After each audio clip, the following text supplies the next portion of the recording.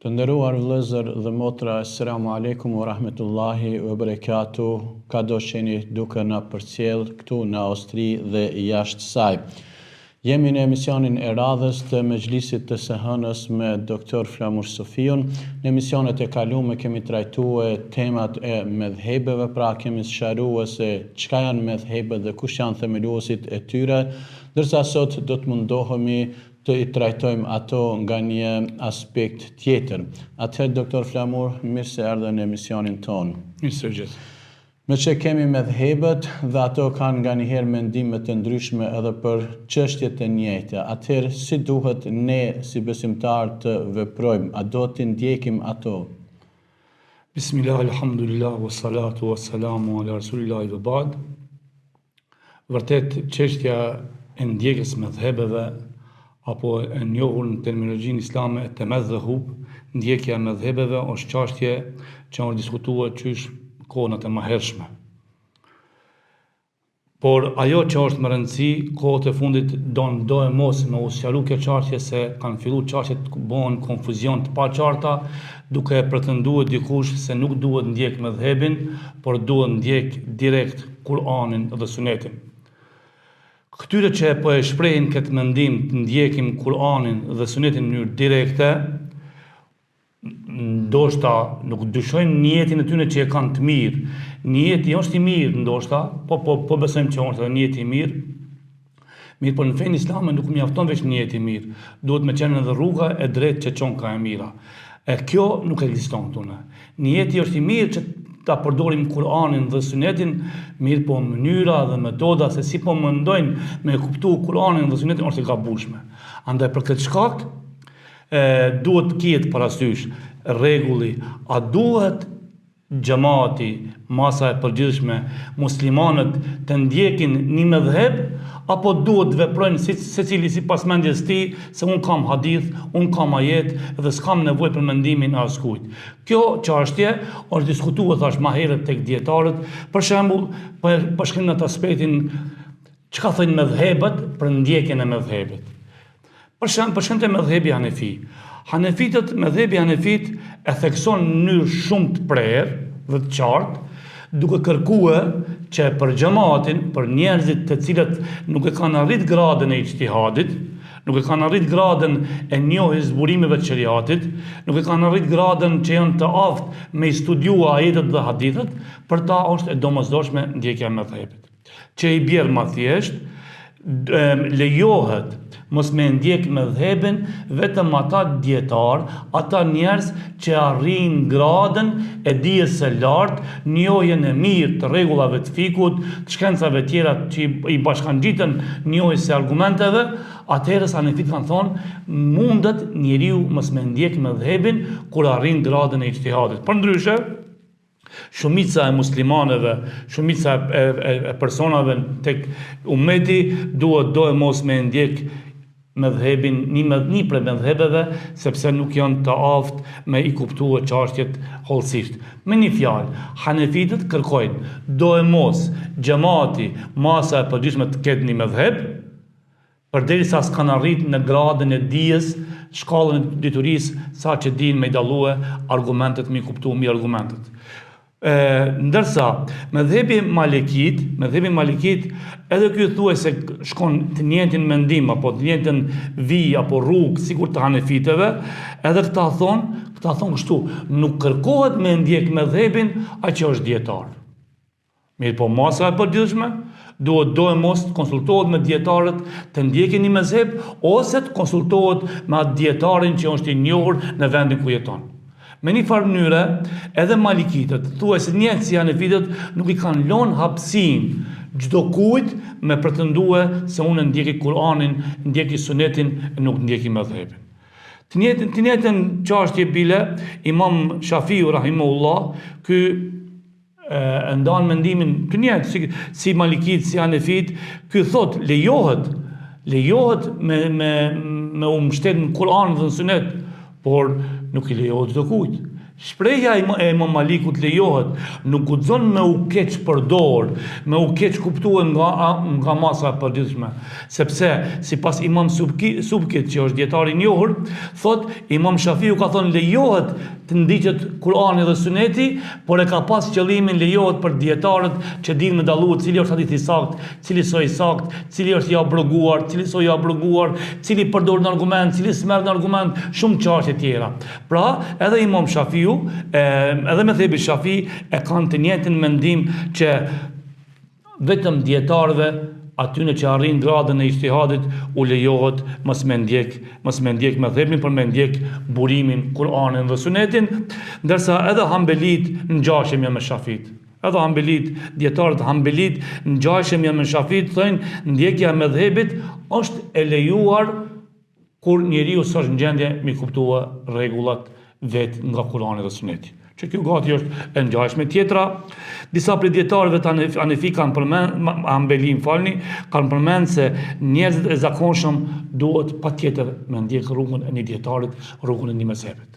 Pra kur e shohim të katër mezhebet, pak a shumë mund të ndajnë në fjalë, dallohen në fjalë të tyre, kurse qëllimin e kanë të gjithë të njëjtë, që do të thonë masa e përditshme, populli, ata që s'kanë arrit gradën e ijtihadit, dijes, do e mos duhet të mbështeten një mëdhëbit, një dietarit në shpjegimin e çështjeve të fesë.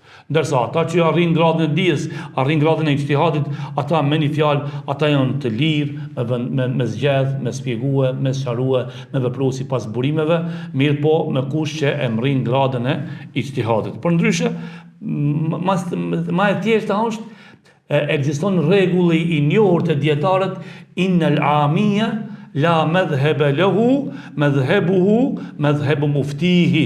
Kjo është një rregull i njohur në jurisprudencën islame, masa e gjerë, populli i thjesht, njerëz të rëndomt, që ne mund të bëjmë pjesë gjithë, edhe pse kemi kryer shkollimet, edhe ne jemi masa e rëndomt. Masa e rëndomt nuk ka mezheb. Domethënë në kuptimin nuk ka mezheb, nuk mundet me thonë une po punoj vetë me Kur'an dhe hadith me bë me thep vetin.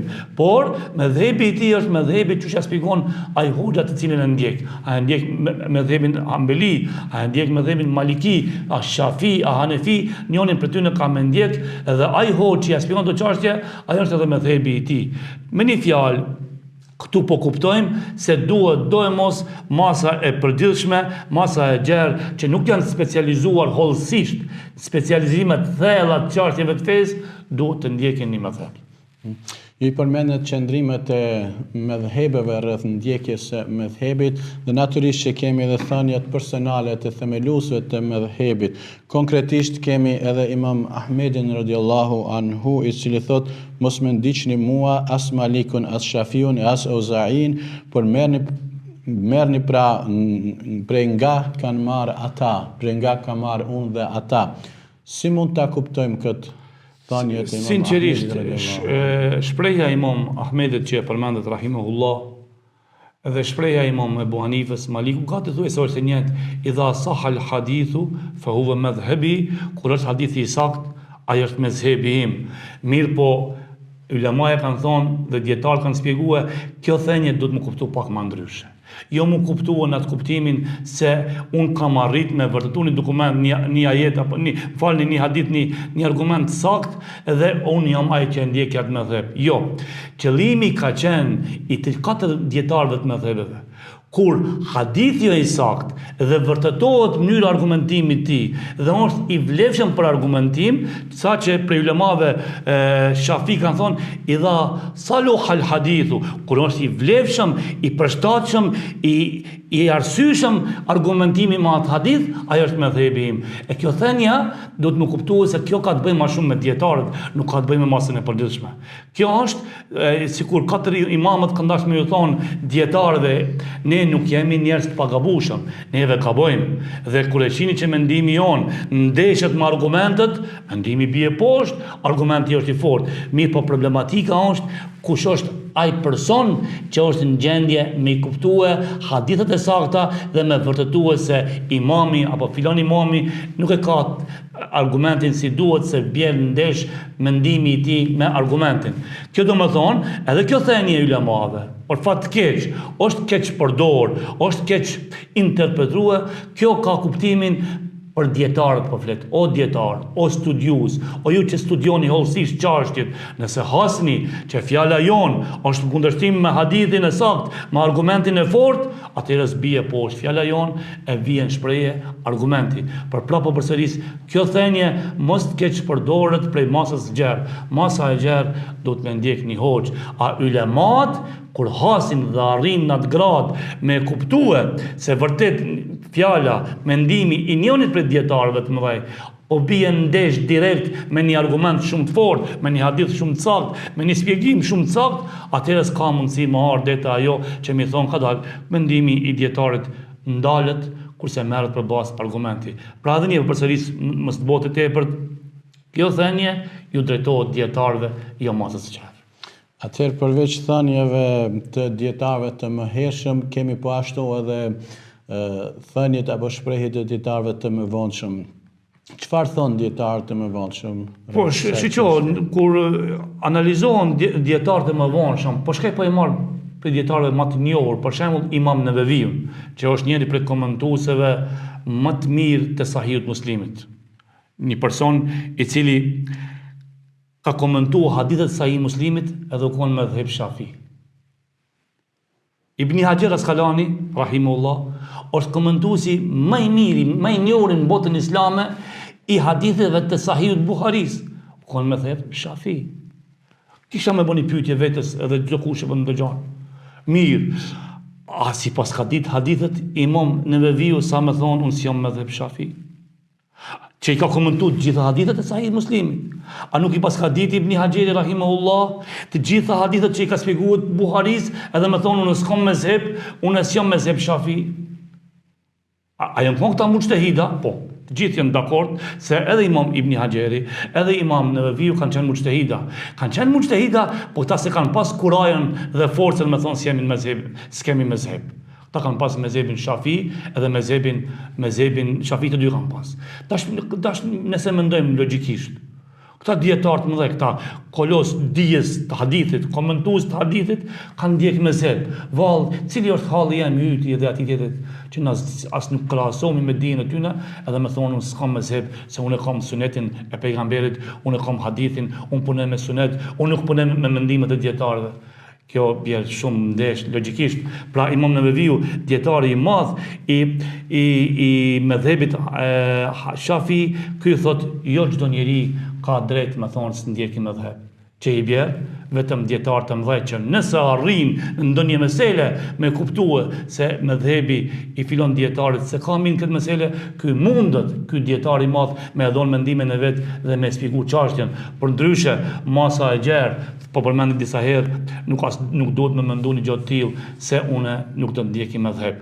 Pra kur çdo kush për nesh mendon, këta dietarë të mëdhenj kanë ndjek medheb, atëherë zvall halli jon ku është? Që neve nuk dim as sa grimca e dijes tyne edhe me thonë tash me tregua para masës se unë s'ndjeki mezheb.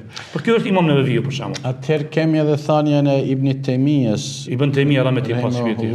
Rahimullah. Taklidi është lejuar për ata që nuk kanë mundësi tjetër. Po kjo është thënia gati e gjithë dietarëve. Dhe ky edhe Imam Ibn Taymija, Sheikhul Islam rahimullah, edhe ky po e mbron mendimin se masa e gjerë do të më ndjek një mezheb. Do të më ndjek, s'ka ka shkon. Realiteti është se edhe vetë Kurani më na ka thonë fes'elu ahla dhikri in kuntum la ta'lamun. Pyetni ata që janë ekspert lamive, kur si dini çështjet. Na s'mundi me qenë ekspert të gjëra. Na s'mundi. Unë për shembull tash si masë po gjithme unë më bëj ekspert i fikut. Çfarë shkollimi ke? Një gjimnaz të kryet e kam. Një fakultet e kam kryet, s'më rëndësi. Ose të fesme pas fakultetin e kryet, çka? Se kije mundësin më arë në atë deregje, sa me thonë unë ndjeki sunetin, ndjeki hadithin e sakt, mirë të shumë bukur, i njëtë ytë shumë i madhë është njëtë ytë, me ndjek argumentin e sakt. Por a jenë gjendje ti me kuptu argumentin e sakt, kjo është ajo mundësia që s'mundemi. Ate kur s'mundemi me ndjek, do ta ndjekim mujtehidin. Kur e ndjekim mujtehidin, çfarë bëjmë na? Çfarë bëjmë na? Po flas një pak më të thjeshtë. Çfarë bëjmë? Na ndjekim thënien e pejgamberit alayhis salam që ka thonë idha ijtahada al-hakimu fa in asaba felehu ajrani, ve in akhta felehu ajrun wahid. Kur studion, merr vendim një mujtahid, nëse ja qëllon i ka 2 sevape, nëse s'ja qëllon e ka 1 sevap. Atëherë kjo i bjerë. Nëse unë, ti dhe tjetri që nuk kemi arrit gradën e ijtihadit, e ndjekim një mujtahid, ai mujtahidi nëse ja ka qëllue, puna është mirë, ka marrë 2 sevape. Po edhe nëse s'ja ka qëllue kur ta ndjekim, po e ndjekim një person që edhe kur s'ja qëllon merr sevap. Dhe nëse kam mundësi ma konkretisht me u shpreh. Nesër do dalim para Allahu xhaleshanu, edhe do të thotë për shembull Allahu do ta pyet ne, po marrim si shembull këtu. Çish je falti? Unë kam i thonë jam fal me sunet me hadith ma. Ai ke ditë sunetin? Ai ke ditë hadithin që abrogua, është fuqizue, u konë në kuptim përditshëm, mëse u specifikue, ose u bo përjashtim nga ky hadith së marrë, jo se kom ditë. Ti pas e gabua. Ti s'pas ke ndjek rrugën e ekspertit, fjala vije. Tashti unë jam i smur, kam një dhimbje në bark, ti nuk je mjek, e merr një thik, ma hap barkun, ma nxjerr atë dhimbjen, ma çep barkun, unë një herë mush me qelluat, dikush me të shpëtua. Po si të fillosh me përdor atë thik, çdo kondin me operu dhe si je mjek ti kime gjithë. Kjo i bjerë njëjtë, sikur kur mendoj se unë do të punoj me hadith sakt, atë në realitet të mendoj që është hadith i sakt, hadithi është i sakt, po s'është për argumentim, është i shfuqizuar, s'miratohet argumentimi me to, s'pranohet argumentimi me to, është në heshtje, ku e di çka ka ndodhur. Atë kur si dim këto, na bëjmë gabim, atë më së miri është me ndjek një mujtahid. Kur e ndjek një mujtahidin, dietarin, qoftë Maliki, qoftë Shafi, qoftë dietari i madh, mujtahid, se kemi problem, se ja Rabbul Alamin, unë nuk ndjek shpjegimin e këtij ulemas që pejgamberi yt sallallahu alaihi wasallam dhe joni ka thonë, çka ka thonë? Ka thonë kur mujtahidi e zgjidh një çështje, nëse ja qëlloni ka 2 shpërblime, nëse s'ja qëlloni ka 1 shpërblim, edhe jemi pak më përgjegjës para Allahu xhaleshanu. A kështu nëse marrim vendimin na me vendos cili është i sakt, cili është mendimi i sakt, edhe atëherë do të bëjmë konfuzion në xhamat, ndoshta do ta marrim një hadith që neve na duket i sakt, apo të tjetri është edhe më i sakt. Atëherë shkaktojmë edhe huti, qoftë me vetë, qoftë ndaj tjerëve. Mas miri është me ndjek njëri prej. Atëherë a mund të konkludojmë që ndjekja e mëdhëbit është e domosdoshme derisa ju argumentuat që edhe imamët e mëdhenj, dietarët e mëdhenj, megjithatë kanë ndjek mëdhëbet, kanë pas mëdhëbet e tyre, kështu që mendoj që mbetet për ne obligative pra kjo çështje që... Po shiqove, sa i përket kësaj, a me konkluduar që është obligim, nëse shohim fjalët e ulemave me një pikë janë të gjithë përbashkët. Nëse si je mujtahid, se ka arrit gradën e dijes, sa me ditë me i dallu argumentet, me i vërtetuar, me njoft mirë gjuhën arabe, me njoft mirë rregullat e fesë, atëherë e ke obligim me ndjek mëse. Kur të mrish në atë gradë të lartë, nëse mundesh me mri, se nuk po shoh ëndër që mundet me mri dikush, po nëse mundet me mri, po llogarisim që mundet me mri, atëherë çka do të thotë? Atëherë ai mos ndjekin mëse, le të ndjek argumentet, sepse me ijtihadin e tij ai është në gjendje edhe më qellua, edhe më gabua, po edhe më gabua ka shpërblim, edhe më qellua ka 2 shpërblime. Ana që se kemi mri atë gradë, na do e mos, po i bjer duhet me ndjek njërin prej mëdhëve. Atëherë, doktor Flamur, faleminderit për këto sqarime. Tash do të kalojmë pak në çështjet praktike, domethënë, pra kemi çështjen e namazit. Ajo të cilën ne praktikojmë shumica nga muslimanët pra 5 herë në ditë, dhe ne kemi tash ndryshime bazuar në mëdhëbe edhe në çështjen e namazit, për shembull ngritja e durve. Po shiqo tash. Si mund ta sqaroni këtë për dëgjuesit? Këtu është do ta bëj pak një sqarim para se me hin këtë çështje. Gjithmonë të na flitet jo unë falem me tekbire, ju falni pa tekbire. Kjo formë e fjalisë është e gabimit. Të gjithë falmi me tekbire. Po dallimi është a i ngrem duart në tekbire apo nuk i ngrem duart në tekbire. Edhe ne hanefitët për shembull që nuk i ngrem duart në tekbire, thomi Allahu Akbar, lidhemi. Allahu Akbar, shkem ruku. Allahu Akbar, gjithmonë thomi tekbir. Ta kemi të qartë, kjo është fjalia me tekbire pa tekbire, le të jetë e qartë. Ju i ngritni duart në tekbire, ne si ngrem duart në tekbire ose e kundërta. Kjo është një çështje për shumë çështjeve tjera që janë diskutueshme, të dyja mendimet mund të qenë të sakta. Edhe por ajo çka po ndodh tash. Për shembull, Shafiti kanë marrë disa argumente ku pejgamberi i ka ngrit duart në namaz. para se më shku ruku, para se më shku sejdë. Dikush prej mëdhëbeve ka marrë mendimin. Hanefit kanë marrë mendimin që i kanë ngritur dorë vetëm një herë në fillim namazit.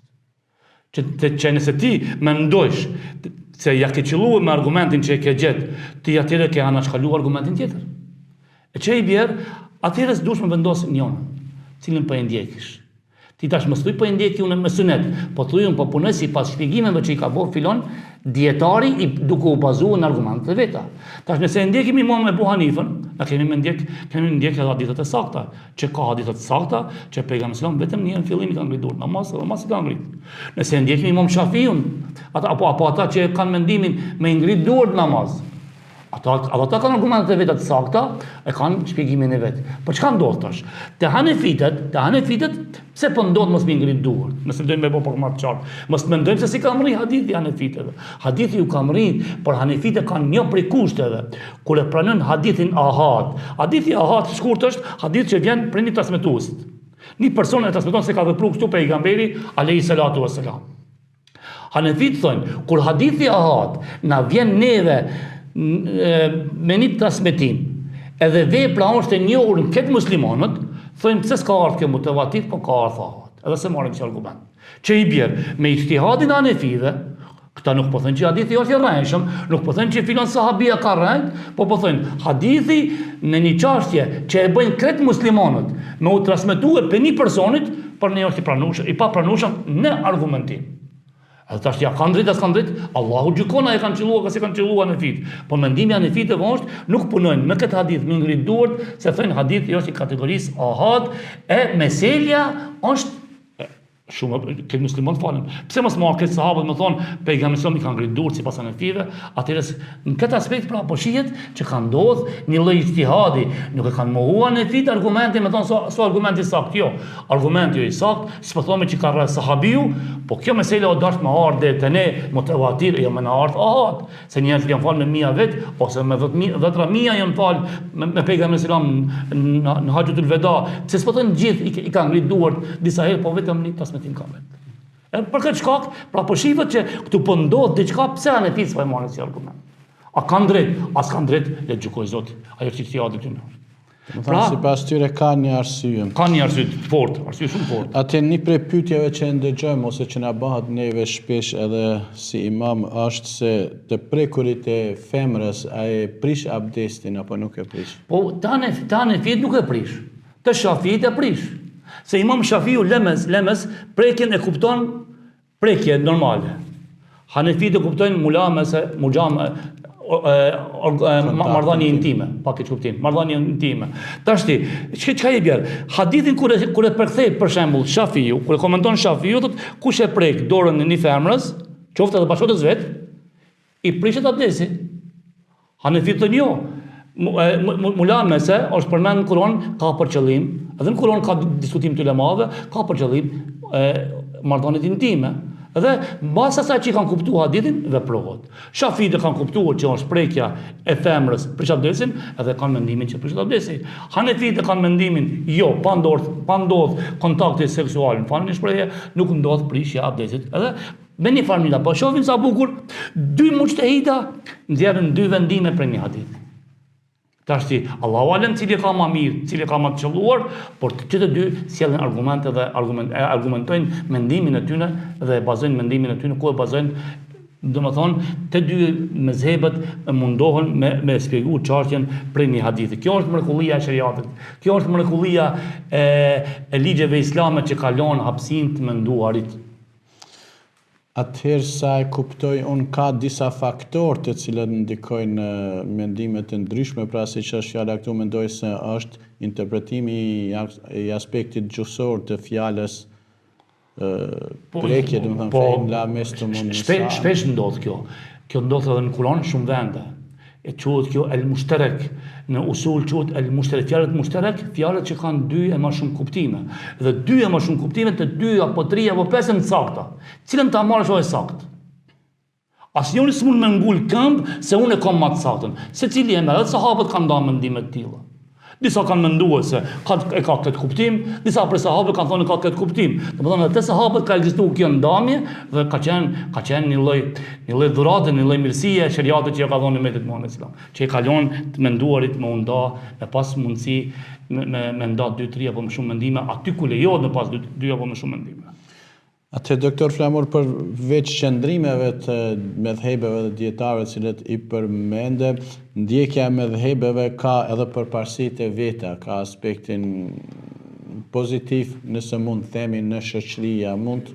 Po i shiqoh, elhamdulillah që ekzistojnë medhhebe dhe shpjegimet e ulemave. Se medhheb quhen shpjegimet e ulemave, rruga shpjegimi i ulemave, tash kuptohet, në botën islame kanë me 4 medhhebe të bazë. Do të thonë që mendimet e dietarëve të tjerë që tash po më kujtohet, edhe Imam Ibn Taymija rahimahullah, edhe Ibn Qayyim al-Jauzi rahimahullah, Sheikhul Islam ka pas medhhebin Hanbali. Vetëm pak para se më këto. Të mendohemi pak.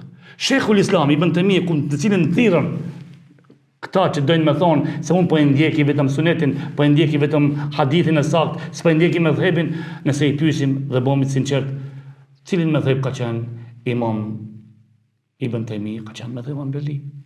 Po, ka disa ijtihadate, ka disa shpjegime që ka mundësi me ardhur në kundërshtim me mendimin e medhhebit. Po është normale, sa i ka qenë mujtahid, por përfundimi është medhheb Hanbali. Si Ibn Taymija, si Ibn Qayyim. Domthonë, nëse mendojmë logjikisht, ai pas ka pas medhhebin Hanbali, atëherë si japun drejtën time guximin që unë mos e pas medhheb. Po kthehem prapë te pyetja. Medhhebet e kanë qëllimin me edhe elhamdulillah që e kanë lehtësuar kuptimin e fesë. Mos ishin mezhebet, kishte mu kriju konfuzion i madh. Ti me një hadith vepron kështu, unë me një hadith punoj kështu, ai ashtu dhe tash vjen dete përçamja. Me mezhebet kanë ardhur dhe i kanë shpjeguar, i kanë rendit çështjet si duhet dhe dihet çapo marrësh, ku po marrësh, si po veprosh, ç'po veprosh. Pra mezhebet e kanë kryer misionin e vet për me lehtësu kuptimin e fesë. Tjetra kanë ndaluar, e kanë mbyll rrugën me qenë i pasakt çdo kush me dhënë mendime. Mos më konë mezhebet se cili kishte dhënë mendimin për hadith. Edhe tash ishte bon katastrofë se apo jeta muslimanëve. Mirë, po mezhebet kanë ardhur dhe kanë thonë kadal.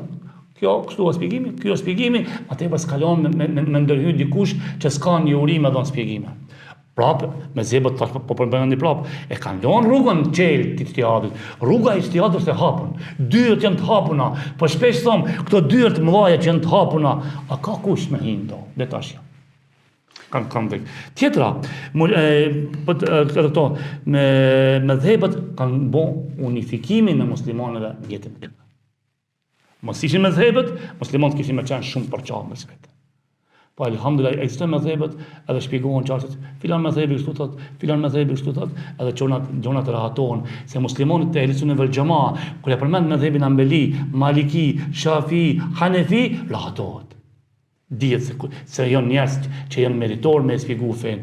Po alhamdulillah që janë këta edhe kanë me ekzistuar deri në kiamet pavarësisht këtyre lëvizjeve se ne s'kemi mezheb, ato janë një grup i vogël që mund me bë diskutime, mirë po në realitet s'kan qare pa u kthye te dietarët, te mezhebet, se s'ki. Çdo kush që mundohet me thonë, unë e ndjeki hadithin, s'ka qare pa u kthye te Imam Nevevi, s'ka qare pa u kthye te Imam Ibn Hajar al-Asqalani, s'ka qare pa u kthye te Ibn Taymija, do të më kthyen shpjegimet e tyre. Kjo i bjer, sa do të thosh ndjeki mezheb, ti jeton duke ndjeki mezhebin, veç se formalisht po kiçë me thonë s'po ndjeki mezheb.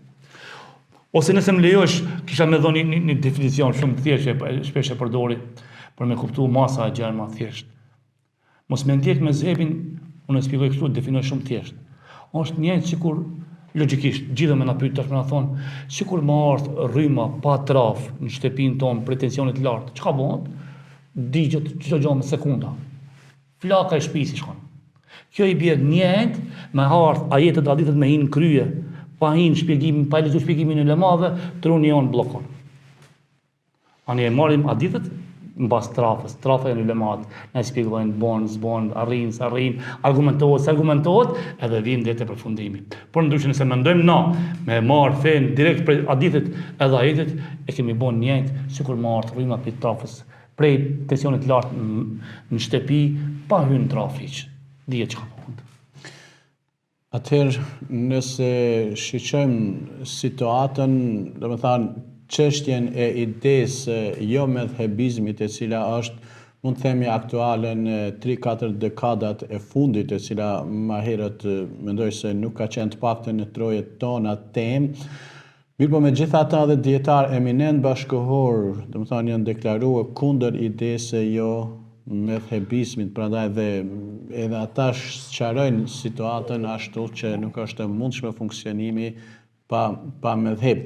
Atëherë, çka do të kishte thënë ju për të rinjët tonë që sot mundohen të e tematizojnë këtë çështje dhe të në një farë forme të paraqesin ata se Islami duhet ndiqet vetëm me sunet dhe me hadithe, dhe nëse marrim tash situatën në diasporë, ka prej tyre të cilët janë duke shkuar edhe në atë drejtim duke i ndarë edhe xhamit me sunet dhe pa sunet. Çfarë është mesazhi juaj tek kjo grup e xhamateve, nëse mund të themi, të rinjeve tonë? Jo vetëm mesazhi e përmendëm, gjithë dietarët kanë pas mezheb, gjithë kanë ndjek mezheb, gjithë bota dihet, ndahen rajonet botërore ndahen me mezhebe, të gjithë. Ideja e tillë e jo medhebizmit është gabim total. Gabim i madh është, se nëse ne mendojmë ashtu jo medhebizmin, po e hekim fikun prej vitrinave të dijes, po e largojmë edhe pyetona urdhnoni ju që të keni ajete dhe hadithe, sillni mezhebin e juaj, sillni shpjegimin e juaj. S'mundet. Vallahi, t'u heqim edhe një kapitull të fikut, të thomi, hajde ju që s'keni mezheb, urdhnoni bërë një kapitull 3 të fikut për këtë mesele. Për shembull, pe marrim kapitullin e Shitblerjes, që ka më pak ti argumente, ajete dhe hadithe, që është bërë më shumë me ijtihad. Urdhnoni vendosni në kapitull, s'kishin më mund kur. Kjo është gabimi më i madh, kjo është ide e tërësisht e gabuar. Duhet të jetë ideja që masa e gjerë, populli të ndjekë njërin prej mezhebeve. E përmendëm në fillim, rregulli i ulemave është që xhamati me ndjek imamin, e jo imami me ndjek xhamatin. Ta nuk e dinë hiç, nuk e kuptojnë hiç, dhe s'dojnë me kuptue, se çashtu e kanë marrë bindjen se duhet kur rregulli i ulemave është që me imami më ndjek, e jo xhamati, kjo do të thonë do të më ndjek mezhebi. I kisha këshilluar që le të pyesin, le të gjojnë një dietar i cili këtyne u a jep lejen që ju jeni të avt direkt me hyrë në ajetin hadith, kisha më thonë urdhnoni. Po s'ka asnjë dietar në fytyrë tokës që i jep leje masës së gjerë, më thonë ju keni drejt me punu me sunet dhe me Kur'an, pa dijen e dietarëve, pa shpjegimin e ulemave. S'ka askush. Kjo është një ide e gabuar që unë shpresoj që do ta kuptojnë mirë njëherë për gjithmonë se në kjo formë, kjo kërkesë që ne po kërkojmë të ndjekim sunetin, është shumë një jetin e kanë të mirë, po ja u vlerësoj një jetin, por punën e kanë shumë dëmshme, atëherë kjo sjell dëm, sjell të lashën tek muslimanët, andaj kanë me marrë përgjegjësi për Allahu xhaleshanuhu, nëse kanë menduar që kanë punuar me sunet, e ndoshta një kanë vepruar, e 5 i kanë hequr. Përmendet edhe termin imam, megjithëse sqarohet edhe më herët, por duhet ta potencoj edhe një herë. Nëse të rinjët thirren në imamët e tyre, domethënë në imamin e xhamisë, imamët standard të xhamive, a janë të kategorisë për të bërë ijtihad dhe për të mos ndjekur medhheb, apo për të sajuar xhamatit të tij një mendim që është në kundërshtim me medhhebin e atij regioni ose praktikës së përgjithshme të atij regioni? Unë thash, dyert e ijtihadit janë të mëdha, janë të çeluna, se ka pas prej ulemave që kanë thonë janë mbyll dyert e ijtihadit. Unë po them dyert e ijtihadit janë të hapura. A ka kush me hin to, dhe tash ka kush s'ka. Kjo i bjerë, unë, ti, a imami, ky imami, ai profesori, ai doktori, i qoftë edhe i fesë, nuk e kemi arrit gradën e ijtihadit asnjë. Radh ose shumë pak kanë fytyrë tokës që kanë arritur grad të ijtihadit, bile ijtihad në mesele, me një mesele, jo ijtihad i gjitha meseleve, se kemi mujtahid mutlak, që mo nuk ka ashtu, mund të kenë ndonjë mujtahid në ndonjë mesele, po edhe ata që kanë qenë mujtahida në mesele kanë pas medhhebin e tyre. Për shembull, nëse e marrish Yusuf al-Qardavin, nëse e marrish Imam Uthejminin në Arabi Saudite, që ka qenë dietar i madh në fik kret. Kur s'kan thonë se ndiq mezhebin. Edhe ata kanë shpjeguar meselet e ulemave. Hanbelit të nështu, Malikit të nështu, Shafiut të nështu, Ebu Hanifet të nështu, gjithmonë dietarët e mëdhej, kur shpjegojnë, i kanë njërë bazë mendimet e dietarëve të mëdhej. E mandej munden në ndonjë mesele me bon ndonjë ijtihad të vogël, në ndonjë çështje, ndonjë sqarim, por për ndryshe edhe ata kanë pas mezhebin e tyre. Që i bjerë, imamët, kolegët tonë, unë, ti dhe ai tjetri, dhe çdo kush që ka kryer shkollime të larta apo shumë të larta, asnjëri s'kemi drejt me thonë punoj unë direkt me sunet dhe me hadith e nuk e ndjekim mezhebin. Atëherë, doktor Flamur, ju falenderoj për këto sqarime dhe shpresoj që dëgjuesve tanë ju kemi sjellë sadopak informacione dhe përcjellim edhe ne mesazhin që më thënë të mundohemi që fenë të e kuptojmë ashtu siç na kanë shpjeguar pra dietarët mushtehid e hershëm dhe edhe ata të kohëve të mëvonshme, kështu që të mos bëjmë lëshime apo të cilat mund të përcjellin pas tyre edhe pasoja nga të cilat mund të preken edhe fëmijët tonë e veçanërisht në këto kohë të ndihshme pra në të cilat jetojmë. Atëherë këtu pëndahemi për sonte për të takuar në emisionin e radhës. Wassalamu alaikum wa rahmetullahi wa barakatuh.